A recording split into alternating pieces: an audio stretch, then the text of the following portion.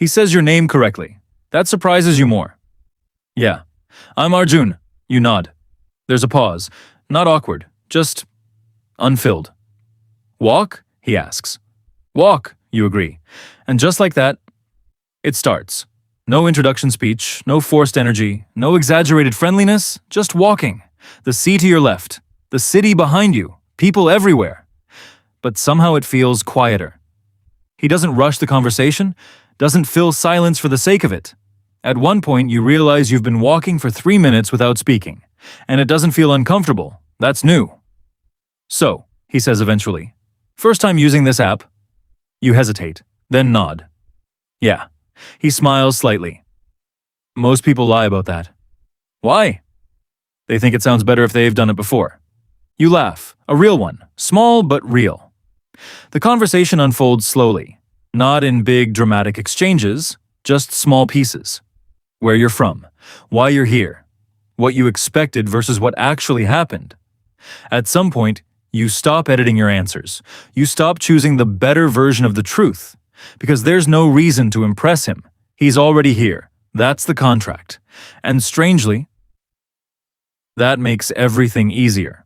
You sit at a small roadside stall later, cutting chai in tiny glasses, cars rushing past, someone arguing loudly nearby. It's messy, loud, alive. This feels more like the city, he says. Then what? Then the version tourists usually see. You nod. Because you've been seeing that version.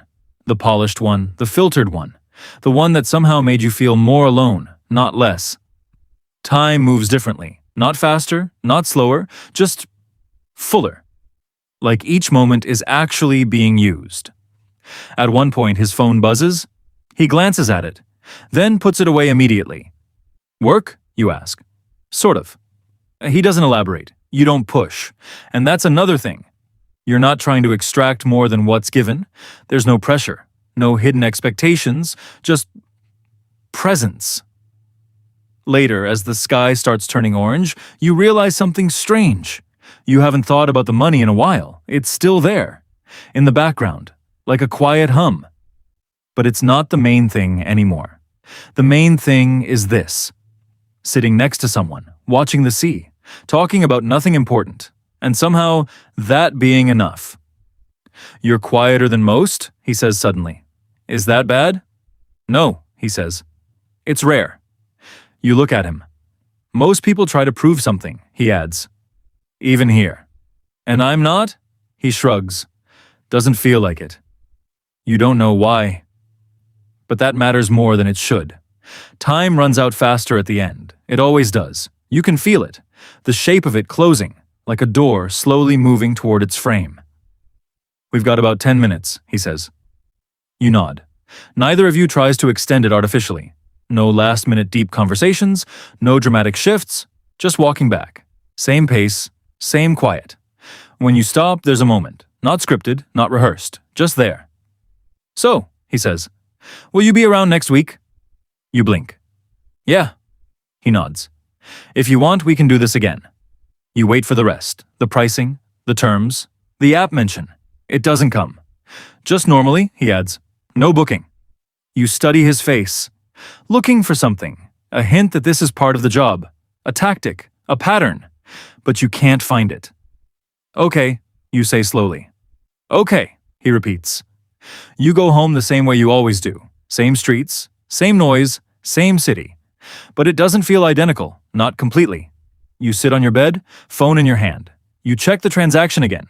5,000 rupees for 5 hours. You try to label what happened. Was it real? Was it performance? Was it somewhere in between?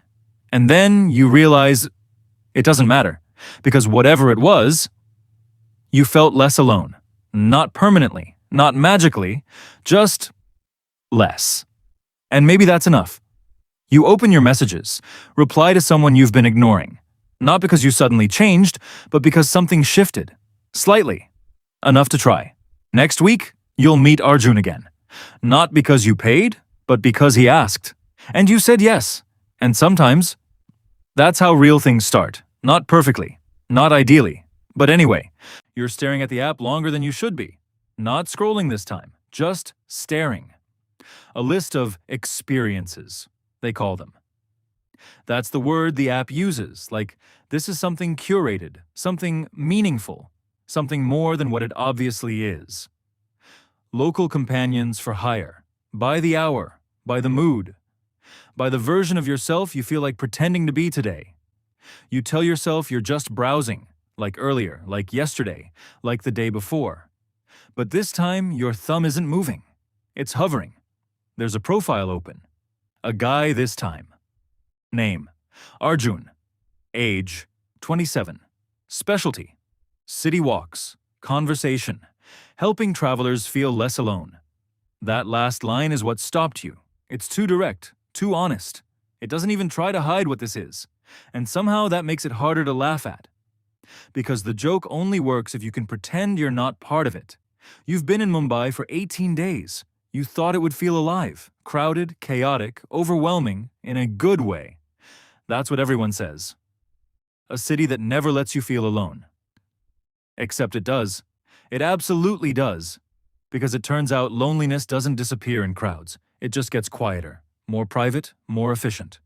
You've learned how to exist here without interacting with anyone. You order food without speaking. You take rides without conversation. You sit in cafes where nobody looks at anyone. You walk past thousands of people every day and connect with exactly 0 of them. You didn't think that was possible before? Now it feels normal. Too normal. Your finger taps Arjun's profile.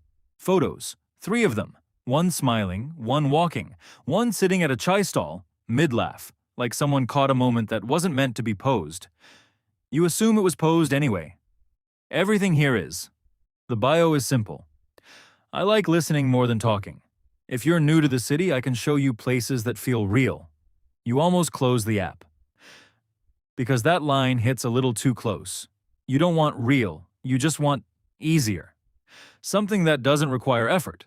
Something that doesn't require you to explain yourself from scratch. Something where the rules are already decided. That's the appeal, isn't it?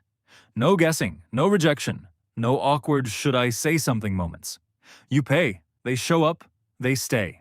It's clean, contained, predictable, which is exactly what real connection is not. And yet, you're still here, still staring, still considering. You press request booking. Your chest tightens immediately. Too fast. You didn't think. You could still cancel. There's a full 60-second window where you can undo everything. You watch the countdown. 59, 58, 57. You don't move. The charge goes through. 5,000 rupees for 5 hours.